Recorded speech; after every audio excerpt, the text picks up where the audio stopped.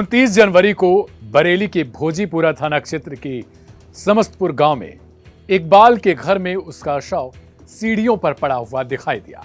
उसकी पत्नी ने मायके से लौटते ही जैसे ही अपने पति की इस हालत में शव को देखा, उसके बाद उसका दिमाग चकरा गया और उसे ये नहीं समझ में आ रहा था कि आखिर उसके पति की मौत हुई कैसे, क्योंकि वो सीढ़ियों पर बेजान पड़ा था, ना कोई खून के छींटे ना कुछ, लेकिन उसकी मौत हो चुकी है। जिसने भी इस हत्याकांड को अंजाम दिया था उसने भली भांति ये समझ रखा था कि अगर कोई देखेगा तो वो सोचेगा कि इसे हार्ट अटैक या फिर अचानक से गिरने के कारण इसकी मौत हो गई, लेकिन ऐसा कुछ भी नहीं था।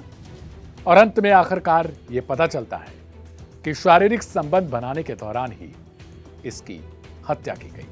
आखिर हत्यारा कौन था, क्योंकि घर में पत्नी भी नहीं थी। कुछ दिन पहले ही पत्नी को इकबाल उसके घर यानी उसके मायके छोड़ने गया था, लेकिन जब वो अपने ससुराल से वापस लौटता है, अपने घर में उस रात को व्यतीत करता है जिस दिन उसकी पत्नी नहीं होती, उसी दिन अगले दिन उसका शव बरामद किया जाता है। नमस्कार, मेरा नाम है दिव्यांशु। क्राइम कथा के एक नए एपिसोड के साथ आज फिर से हाजिर हैं।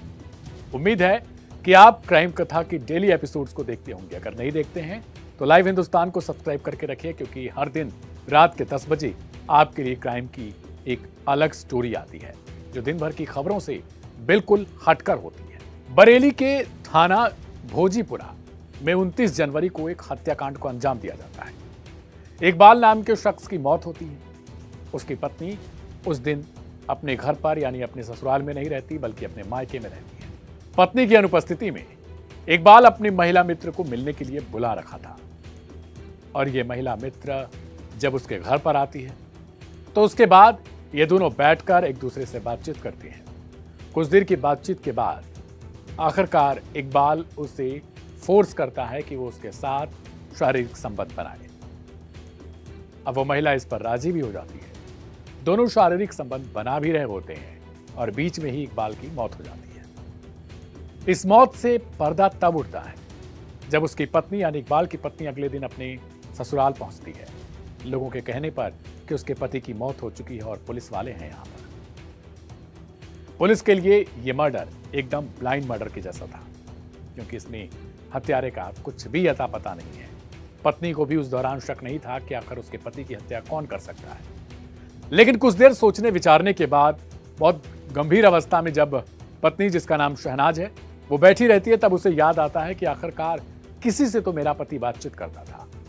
उसने शक जताया एक रुबीना नाम की औरत पर। जिस रुबीना पर उसने शक जताया उसके पति का नाम है इदरीश। इदरीश और रुबीना वहां से कुछ किलोमीटर की दूरी पर ही एक घर में रहते थे। इनका भी परिवार सुखी संपन्न था। इदरीश को कुछ भी अता पता नहीं था कि आखिरकार उसकी पत्नी रुबीना उसकी अनुपस्थिति में क्या कुछ कांड करती है।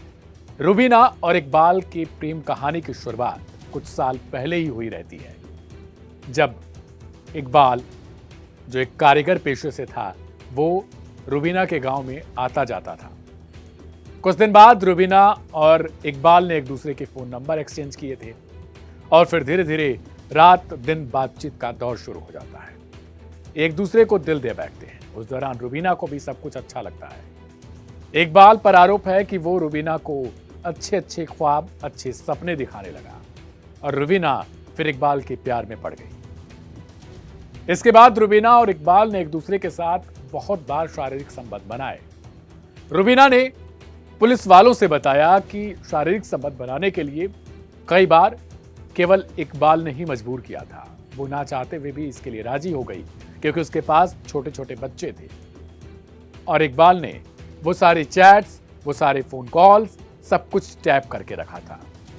जब शुरुआत में दोनों को आशिकी का नशा चढ़ता है, इसी नशे में रुबीना और इकबाल अश्लील बातचीत भी किया करते थे और ये बातचीत की फोन रिकॉर्डिंग सब कुछ इकबाल ने रखा था। इकबाल अब उसे धमकियां देने लगा था कि अगर तुम मेरे साथ नहीं सोओगी तो फिर तुम्हारे ये चैट और तुम्हारे फोन कॉल्स सब कुछ मैं तुम्हारे पति को दे दूंगा और फिर तुम्हारी बदनामी होगी तुम्हारे बच्चों के सामने। 35 साल की रुबीना बताती है कि इस बात से मैं तंग आ चुकी थी, मुझे कुछ भी समझ नहीं आ रहा था। फिर मैंने एक दिन, जब इकबाल अपनी पत्नी शहनाज को छोड़ने के लिए अपने ससुराल जा रहा था, मैंने रास्ते में उसे फोन किया और कहा कि आज मिलते हैं। उस दिन रुबीना को पता था कि वो इकबाल के घर पर जाने वाली है, इसलिए उसने अपने पति को सुलाने की पहले से प्लानिंग कर रखी थी। मेडिकल स्टोर से वो नींद की ढेर सारी गोलियां लेकर आती है। रात के वक्त रुबीना अपने पति को दूध में ये सारी गोलियां मिलाकर पिला देती है। कुछ देर बाद जो उसका पति इदरीश है वो गहरी नींद में सो जाता है। इसके बाद रुबीना अपने कांड की शुरुआत करती है। रात के तकरीबन 12 बजे वो अपने घर से निकलकर इकबाल के घर पर पहुंचती है। यहाँ पर इकबाल के साथ वो बातचीत करती है और उसे अपने ट्रैप में फंसाती है। फिर वो शारीरिक संबंध बनाने के लिए इकबाल को राजी कर लेती है। इकबाल भी पहले से ही तैयार था, क्योंकि उसे पता था कि जब रुबीना के साथ वो मिलता है तो फिर ये सब कुछ वो करता है। जैसे ही वो इकबाल के साथ शारीरिक संबंध बनाना शुरू करती है, उसके बाद उसके मन में तो यही चल रहा होता है कि वो किस तरीके से इसकी हत्या कर सके। देखते ही देखते वो इकबाल के गले को पकड़ लेती है और फिर उसके मुंह को दबा देती है। कुछ ही देर बाद इकबाल दम घुटने के कारण अपनी जान छोड़ देता है, यानी उसकी मौत हो जाती है। रुबीना कहती है कि इससे पहले मैंने खुद भी यह सोच रखा था कि अगर इकबाल को मैं मार नहीं पाऊंगी तो फिर मैं अपनी ही जान दे दूंगी, लेकिन यह सब कुछ नहीं हो पाता और उसका प्लान कामयाब हो जाता है। अब हम आपको सुनवाते हैं आखिर बरेली पुलिस की तरफ से इस पूरे मामले का खुलासा किस तरीके से किया गया और बरेली पुलिस इस मामले पर क्या कुछ कहती है। थाना भोजीपुरा के ग्राम गोड़ समस्तपुर में इकबाल पुत्र स्वर्गीय नजीर अहमद निवासी गोड़ समस्तपुर का शव उसी के घर के मुख्य दरवाजे पर प्रातःकाल सीढ़ियों पर पड़ा मिला था। इस सूचना पर स्थानीय पुलिस ने शव को कब्जे में लेकर पंचायतनामा पोस्टमार्टम की कार्रवाई कराई थी। पोस्टमार्टम रिपोर्ट के अनुसार हाथ से गला घोटने के कारण उत्पन्न हुए श्वासावरोध के कारण मृत्यु होना पाया गया था। मृतक की पत्नी शहनाज की तहरीर पर इदरीस व रवीना, जो कि गांव के निवासी हैं, को नामजद करते हुए हत्या का मुकदमा पंजीकृत किया गया था। आज दिनांक 2 फरवरी 2025 को इस घटना का सफल अनावरण किया गया है तथा अभियुक्ता रवीना को हिरासत में लेकर गहनता से पूछताछ करने पर उसने अवगत कराया कि विगत 2 माह से उसका तथा मृतक का फोन से लगातार वार्ता होती थी और इस फोन की रिकॉर्डिंग अभियुक्ता रवीना के पति को देने की धमकी देते हुए मृतक ने कई बार रवीना का शारीरिक शोषण किया था, जिससे आज ही जाकर उसने प्लानिंग के तहत 29/30 को यह तथ्य जानते हुए कि मृतक उस दिन अपने घर पे अकेला था, उसकी पत्नी अपने दत्तक पुत्र को लेकर मायके गई थी। इस सूचना पर रात्रि में 11:45 पर उसने फोन करके मृतक को सूचित किया कि आज मैं तुम्हारे पास आ रही हूं और तथा मृतक के पास जाकर प्रेमालाप के दौरान अवसर पाते हुए उसको गला दबा के उसकी हत्या कर दी तथा शव को वहीं सीढ़ी पर छोड़कर अपने घर आके सो गई। सुबह जब शव मिलता है तो पुलिस ने अग्रिम विधि कार्रवाई की है। इस घटना का आज सफलतापूर्वक अनावरण किया गया है। इकबाल रुबीना की इस प्रेम कहानी ने अब सबके लिए एक सवाल खड़ा कर दिया है कि आखिरकार जो एक्स्ट्रा मैरिटल अफेयर्स होते हैं वो कितने खतरनाक साबित हो सकते हैं। इस कहानी से हमें ये जरूर सीख मिलती है कि कभी भी अपनों को धोखा नहीं देना चाहिए। अगर आपको अपनों को धोखा देना है तो फिर अपनों का सबसे पहले त्याग करें, उसके बाद आप फ्री हैं। आप जो कुछ करना चाहते हैं वो कर सकते हैं, क्योंकि इस दुनिया में जब मुसीबत आती है तो उस वक्त आपके साथ कोई नहीं होता।